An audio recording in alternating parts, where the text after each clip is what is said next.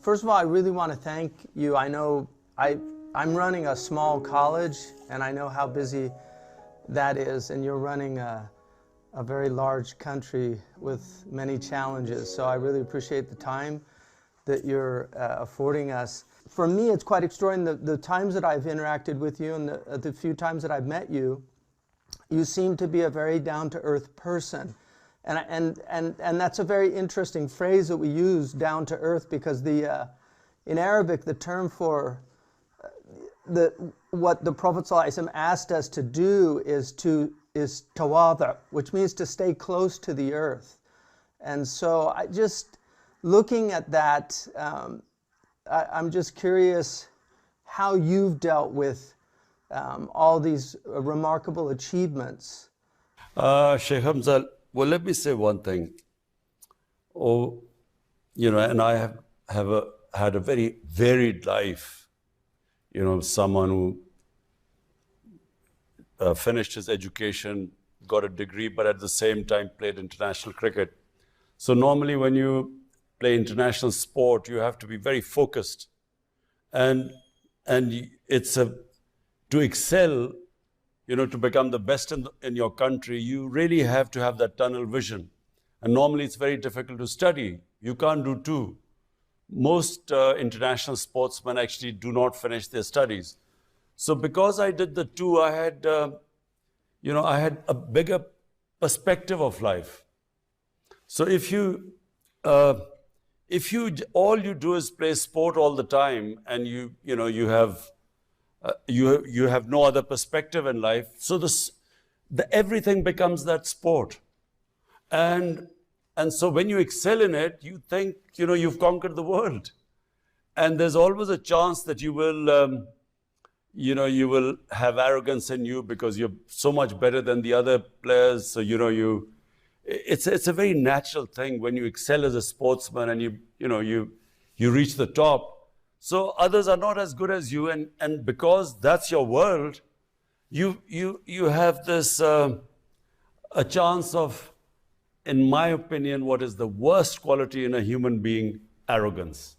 You can get arrogant. On the other hand, I played almost 22 decades of international sport. So in that period, you have lots of ups and downs. That also tells you a loss. When you fall, it leads to a lot of soul searching. So when you go into the cycle of up and down, when you reach the top and then you have setbacks, and over 20 years, I had lots of setbacks. I had a lot of successes, but a lot of setbacks. So during the low period in your life, it teaches you a lot. So you do not eventually lose when you go up, your feet stay on the ground, because you know that, you're not always going to stay up there. So that's one. But really, it is, later in my life, just at the end of my sporting career, when I was blessed with Almighty's greatest gift, and that's faith. I never understand this concept of people forcing someone into your religion or faith, because for me, faith is a gift of God. Not everyone has this iman of faith. So once you have that, then you have a completely different perspective on life, because you believe that success, respect are in the hands of God. This is, clearly stated in the Quran. So once you know that, when you have successes, you then attribute it to God. And you know that it's because of His will that you have succeeded. So arrogance disappears from your life. And then the most important thing, that you control what is the most destructive thing in a human being, is the human ego. If you do not control the ego, it is very destructive. And I've seen it destroy human beings. So faith, actually, true faith, iman, firmly makes you control your ego. And there's a tradition in American baseball that when they see a pitcher pitching a perfect game, all the other players leave him alone, because they know he's gone into a kind of zone, and they don't want to disrupt that. But what they do at the end of the game is they push a pie, a cream pie in his face as he comes off the mound. And it's a way of reminding him, you know, you had a perfect game today, but tomorrow you might lose. So there is an awareness, I think, in people of that up and down. We read in the history books that when a Roman general used to come back victorious, you know, there would be a man standing behind him when he would be taking all the applause from the crowd. He would be telling him that, remember, you're human. Exactly. And I think this is something that a lot of people in positions, when they get into positions that you've gotten into, they very often shut that aspect out and surround themselves. I mean, this is one of the things that Aristotle says is that tyrants surround themselves with yes men, that they don't want to be reminded of those things. And Pharaoh is a good example of that. And it's very interesting that in the Quranic narrative, the most repeated story is one of immense arrogance, which is Pharaoh, and then the humble servant of God, which is Moses, and then this idea that in the end it's humility that God gives victory to. I'm one of the things about pride that really interests me is I know in Urdu they say ghurur, which is very interesting because it's taken from the Arabic, which is a kind of self-delusion, that you enter into a delusional state from Arabic. Gharur is one of the names of the devil. And then there's this idea of izzat, which in Arabic is actually a positive thing. The Quran describes the believers as having a kind of dignity and a sense of self-worth. And I think what it seems to me is that in many parts of the Muslim world, a lot of Muslims have lost that sense of civilizational pride. And I think it seems to me that what you're really trying to do in an extraordinary country with an extraordinary people is restore that pride and sense of who we are as a people. The Quran liberates a human being when God says that there are three things that are in His hands. Number one is respect and humiliation. So you cannot be humiliated and you cannot respect unless God wills it. Number two is how much risk, in other words, how much you will, the sort of money you will have in life, you know, how much you will make in life, that is also in God's hand. You can only strive, but He is the one who will determine how wealthy you will become. And third is life and death. That's in God's hands. So in my opinion, these three areas are which give us the greatest concern. We are scared of dying. We are scared of being humiliated or being deprived of a livelihood. So in my opinion, when you have faith, you have complete belief that the things that cause you the greatest fear are in God's hands. And therefore, you realize that the only thing you have got in your hands is to struggle. Success lies in His hands, and which I've always tried to tell my political party. I've always tried to make them understand this.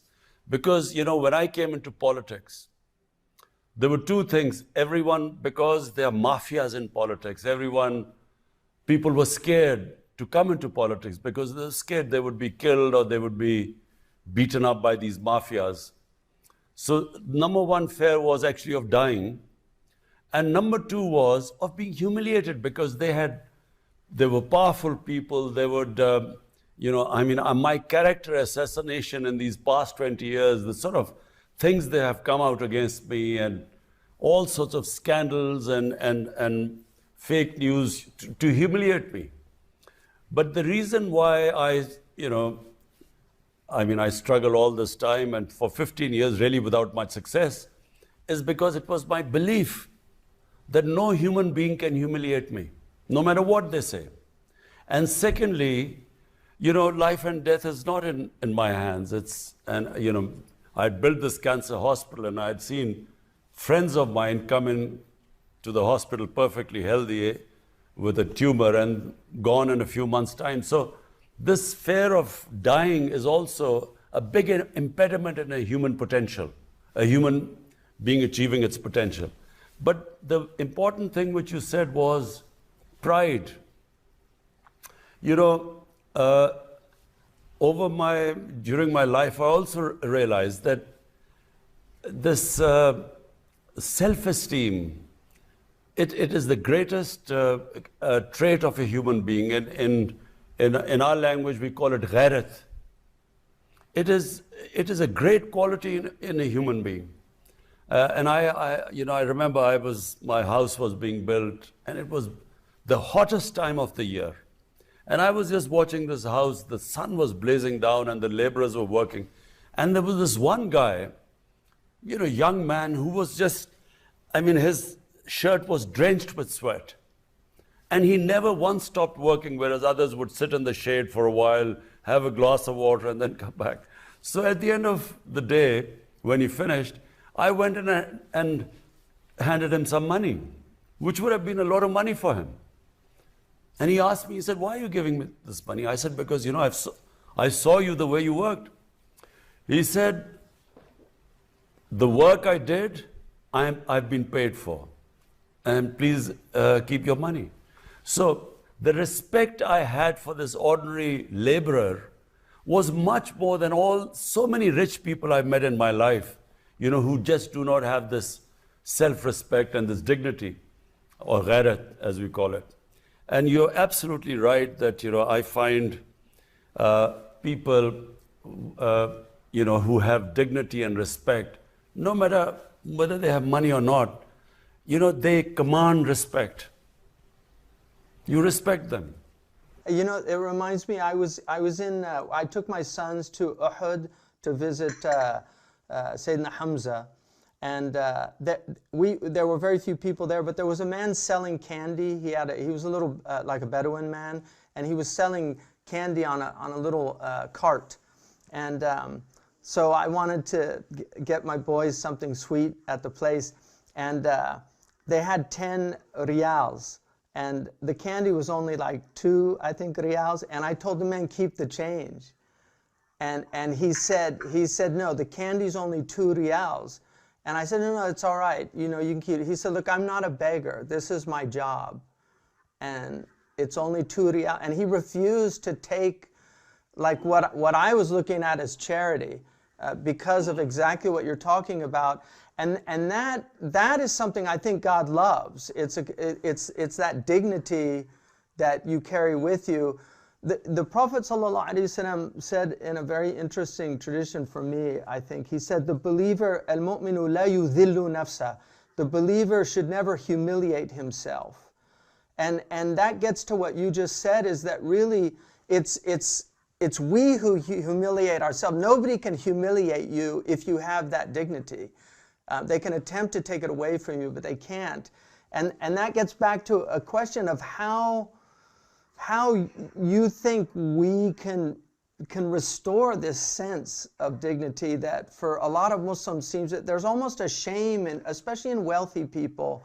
And I think it's something that I find very inspiring in you, is that you're not ashamed of your faith and your tradition, which is quite rare amongst people that have entered into politics. There's almost a reservation in acknowledging the part of faith. Shaykh Hamza, 2 things. One, that La ilaha illallah, no God but Allah. That in itself gives you dignity. The motto of my party, when I started my party 25 years ago, is Iyyaka na'budu wa iyyaka nasta'in. You alone I worship, you alone I ask for help. You see, in my opinion, true faith, Iman, that in itself gives you dignity. Because just the fact that you don't bow in front of anyone but the one, that is a liberation of a human being.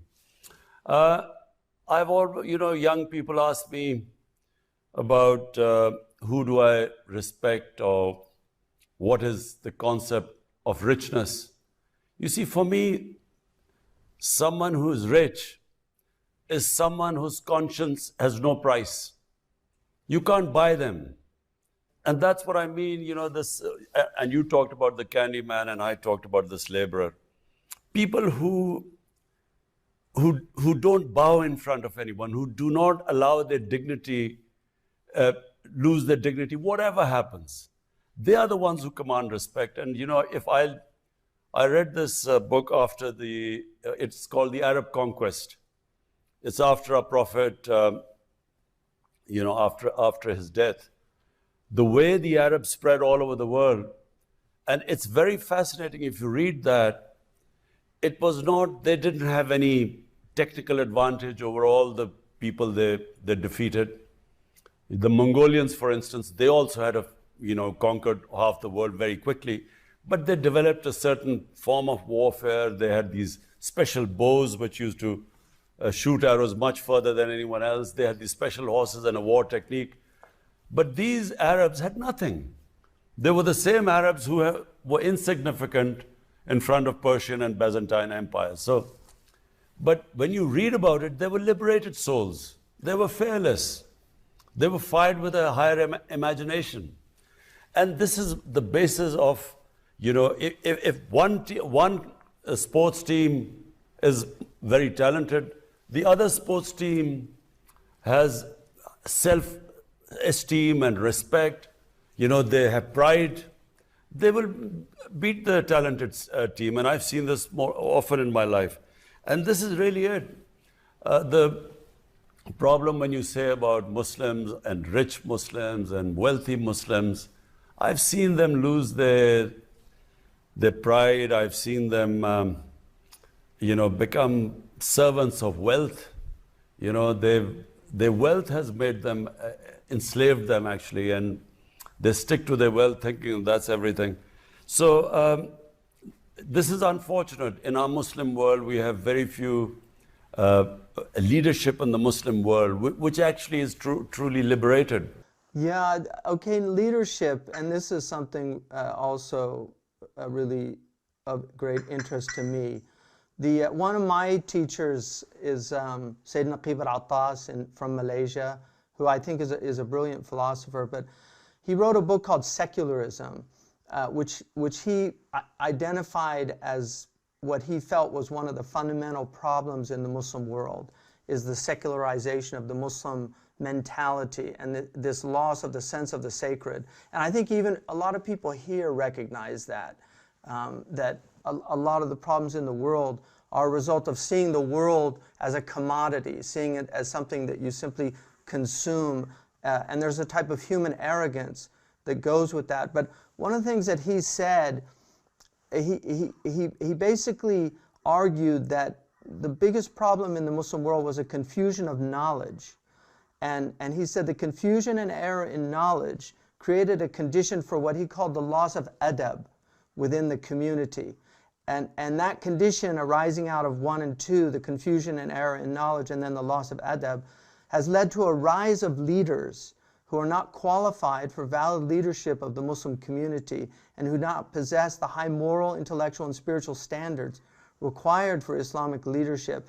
So he makes an argument that it's really a confusion of knowledge. And I think one of the things that you and I share is trying to restore knowledge as a basis for, as a starting point, really. And so I know that you have the university that you've been working on in Pakistan, among other amazing things. I mean, I've followed some of your political career, and I think like the reforestation project is a really interesting project, trying to bring back the trees that have been lost. Ibn Khaldun mentions that when the Arabs went across from across Africa, he said that a squirrel could literally go from Egypt to Morocco without touching the ground because there were so many trees. So we've seen a real loss of that. But I'm curious what just how you see the centrality of knowledge and restoring that as part of this restoration of civilizational pride for a community. You're right about, when you have total divorce from the sacred and you just operate on the material, and which is basically what is happening. And then with the problems because of that, for instance, this big environmental disaster in the world, which is called climate change, is purely because human beings have moved so far away from the sacred. And sacred basically means being humane, thinking about others. It means, the saying of a prophet, peace be upon him, that you live for the next world as if you'll die tomorrow, for the next world. So your deeds should be such that if you die tomorrow, you can stand in front of the Almighty and be held accountable. But live in this world as if you will live for 1,000 years. So whatever you're doing right now, you should think the repercussions it will have on humanity for another 1,000 years. So it's one of the greatest statements, about, it just completely envelopes everything about environment, about how we should be treating the way we live on this earth. So that also, I believe this whole environmental movement is sacred. Wherever you think about other human beings, you are, because God, whatever you do for God's, if you want to get close to the Almighty, you have to be humane. So what I find, unfortunately, basically the leadership that comes up through this political system, they just are too divorced from Iman, from tenets of their faith. And so basically they come in for power and then they compromise for staying in power. And power is for personal benefits. And it's all over really. Most of the politicians, very few politicians I find come with a specific objective of looking after humanity. Their main object is the benefits of power, and most of the developing world, it is coming into power for self-interest, how much money they can make. So unfortunately, there are very few Mandelas, someone who came in for a higher cause. And our great leader, Jinnah, who was the founder of Pakistan, someone like him who, came in and sacrificed himself for this great cause. Which is why politicians are looked down upon in the world, because they say they're coming to help the people, and they really help themselves. This is a huge problem, and I think it's interesting from a spiritual perspective.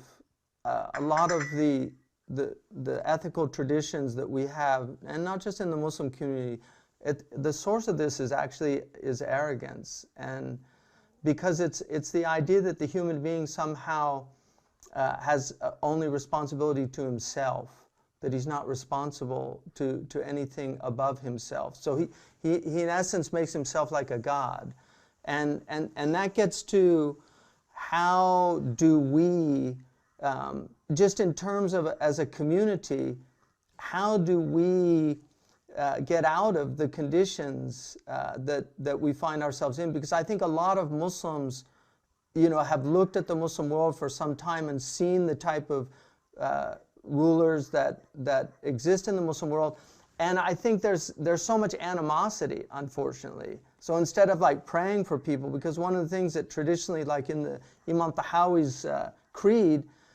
he says that we have to pray for our leaders, that there's this idea that as you are, so are the people put over you, so that if the people themselves are corrupt, they very often get that type of leadership. So how do we get out of that situation? I know the trials and tribulations that go with leadership. Like I said, I run a very small college, and the headaches that I have just from that, the lack of sleep, the difficulties that come with that. And so I can't imagine the type of burden that somebody like yourself would have on your shoulders. So what's the light at the end of the tunnel that's not an oncoming train? Shaykh Hamza, when I started politics, I only came into politics. If I did not have Iman or faith, I would never have come into politics because I had everything.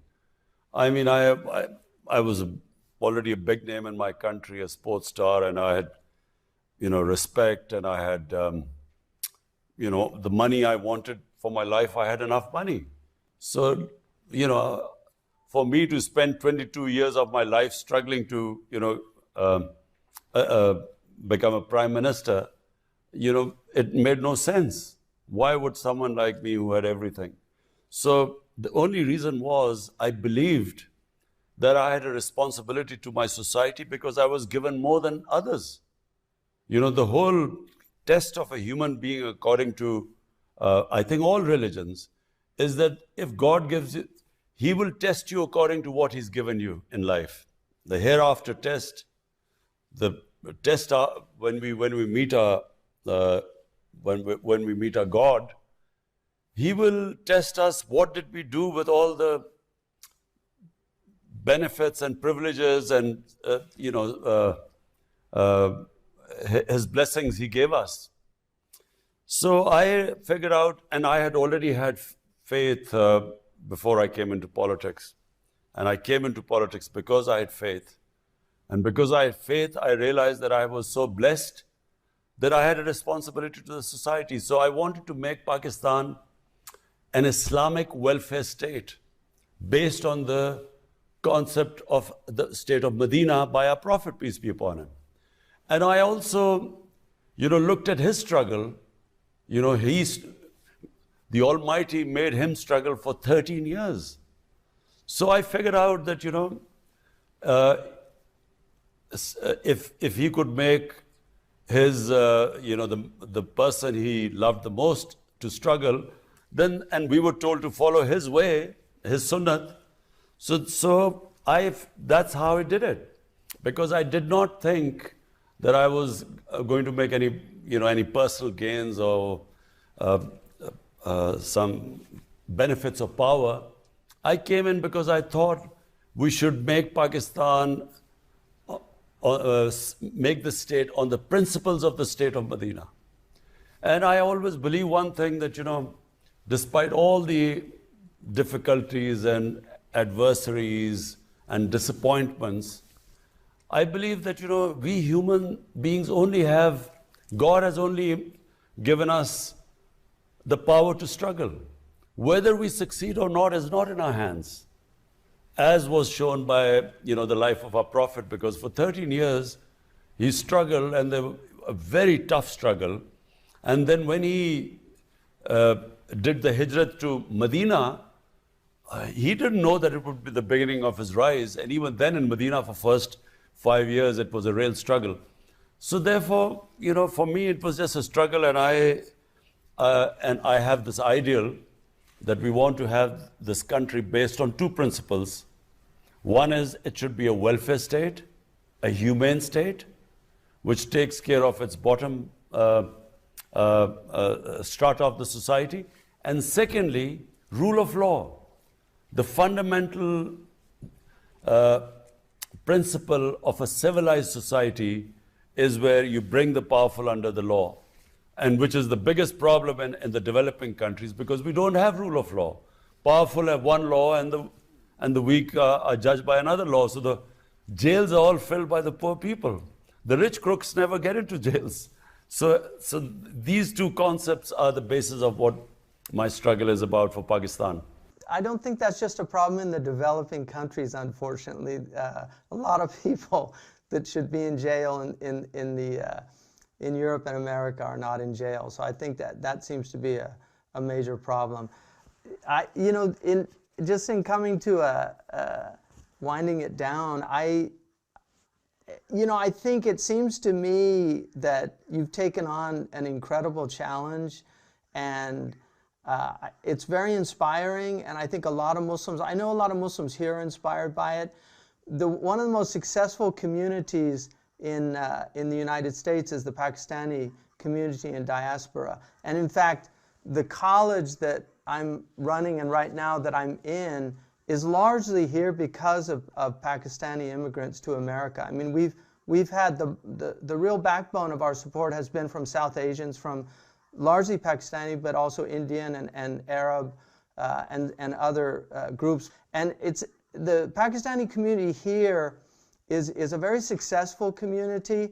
And there's a very interesting book. It was somewhat controversial when it came out, but I actually found it very eye-opening. And it was a book by these two Harvard researchers. It was called The Triple Package. I don't know if you ever saw the book, but it looked at the most successful communities in the United States, and one of them was the Pakistani community that they looked at.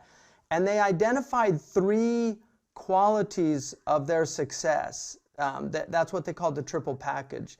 And the first one was they had a sense of superiority, which I thought was very interesting. And it wasn't so much in an arrogant type of way, but they really saw themselves somehow as exceptional.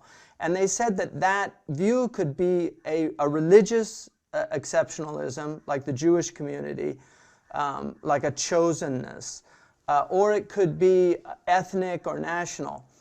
But the second quality that they identified was a sense of insecurity, that they had something really to prove, and that it created a kind of tension that forced them to really work harder than the other people, because they wanted to show that they were worthy of that exceptional status.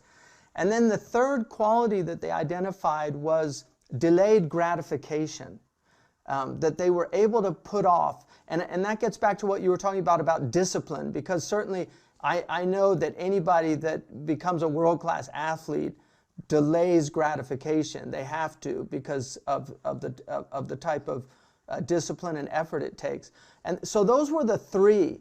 But what struck me about that is I really felt that the Quran in some ways was a triple package book. Because on the one hand, it says things like, that kuntum khayra ummatan ukhrijat linnas, you're the best community that's come forth for humanity. And then on the other hand, it says things like you were created from a vile fluid, that the human being is of earth. The Prophet ﷺ said, Kullukum min Adam wa Adam min turab. All of you are from Adam, and Adam is from dust. He said, I was commanded to be humble so that nobody could show arrogance towards another person.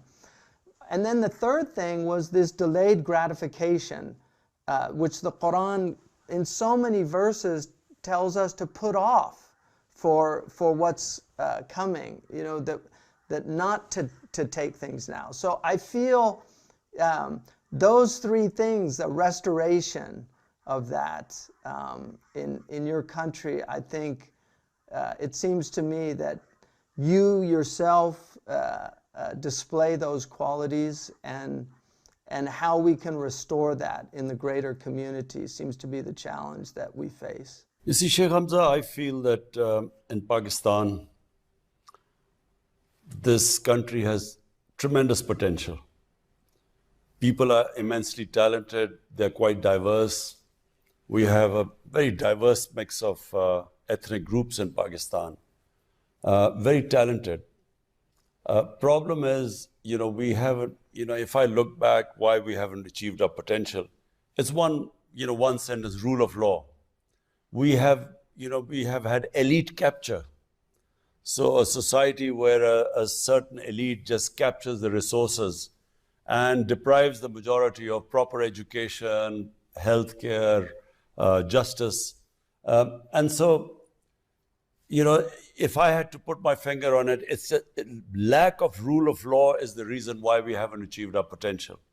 And I actually am convinced that no society can ever achieve its potential if there is not rule of law. Because merit is also associated with rule of law. And if you do not have meritocracy in a society, you have this elite which is spoiled, which is rich, which has captured the resources, which doesn't struggle and strive. They sit on the main positions, they decay. So countries disintegrate because of a decadent elite. People don't decay, it's the elite that decays. And what our Prophet showed in Medina was that, he brought in a very selfless, an elite which looked upon him as a role model. All of them became leaders. and they just lifted the character of the entire nation and the potential, unleashed the potential. Because all of us have tremendous potential, but we have imposed chains on us which stops us from achieving the potential. Our great poet Iqbal, he was, our greatest poet of this last century. He came up with the concept of the Shaheen, the eagle. That eagle flies, soars above the rest because it breaks the shackles which keeps others grounded. And all these shackles of materialism, these false gods of power, and all these things that keep us grounded. And basically, that's what happened when the Prophet set up the state of Medina. He unleashed the potential of these people who were nothing before, and all became, the leaders of the world. So I believe Pakistan is in the same situation. We have this, people have great potential. They go outside Pakistan, they have a level playing field, they excel. But in this country, it's a system does not allow them, as I said, this elite capture, where the education, quality education is only for a small, maybe 1%, 1.5%, the rest do not have access to it. And similarly, they don't have opportunities, don't have level playing field. So what I feel is that by two things, and this is the struggle going on right now in Pakistan, but winning the struggle will unleash the potential of this country. And secondly, to lift the people out of poverty. So we've, in the country's history, we've started the greatest welfare plans, programs ever in our history. We are spending most money on the bottom people to sort of raise their levels. So this is basically my ambition, and I feel that if I can just do these two things, lift people out of poverty, create wealth so that you can spread it around, and break the monopoly of this elite, these mafias, I feel this country, I always believed it had great potential. It's a great vision, and I really pray that you have tawfiq in realizing that. There's a novel that was written here, and I think they made a film out of it, called The Reluctant Fundamentalist, about a Pakistani who had a bad experience in America. And when he ends up going back to Pakistan and being a teacher, but one of the things that he said in a class to his students, that in America they have this thing called the American dream. And then he asked the question of, what's the Pakistani dream? And I think you've articulated a very powerful Pakistani dream that, inshallah, I really hope that it's realized in your lifetime, that you see the fruit of the labor. And it seems to me to be a struggle against arrogance and haughtiness. Because people that see themselves as above the law are arrogant people. Yeah, and so I think pride is definitely that negative, ghurur, is what we're up against, and what we have to fight in ourselves, and then in the society around us.